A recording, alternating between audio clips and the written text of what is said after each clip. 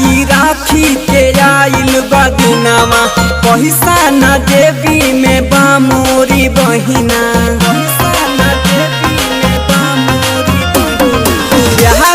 ई राखी के आइल बदिनामा पैसा न देवी में बामोरी बहिना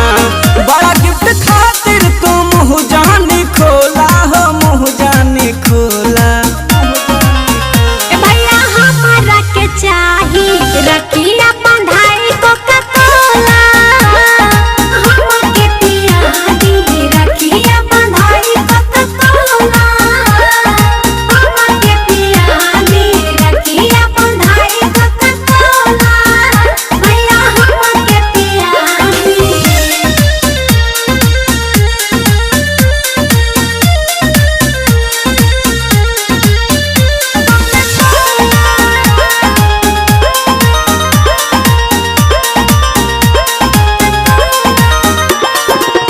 बानी करत हम पढ़ाई लिखाई देहब बड़ा गिफ्ट जब पैसा कमाई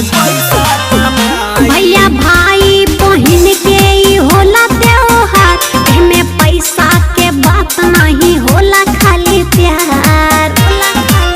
एहो मोरी बहिना तू हंस के तनी बोला हो हंस के तनी बोला भैया हमारा के चाही रखिया बंधाई कोका-कोला हमके पिया दी रखिया बंधाई कोका-कोला हमके पिया दी रखिया बंधाई कोका-कोला भैया हमके पिया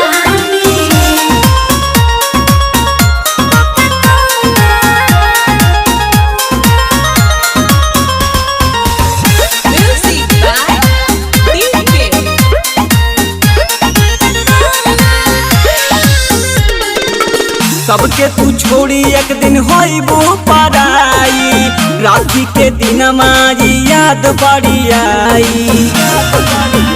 भैया हमारो के याद बड़ी आई तोहार याद कई के ई दिनमा पहिया सुमन के धार याद कक दिन हो बड़ी दुख होला हो बड़ी दुख होला भैया हमारा के चाही रखिया बंधाई कोका-कोला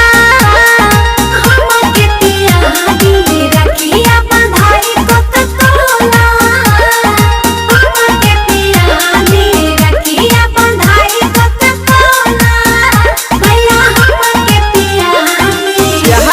ई राखी के आइल बदिनामा पैसा न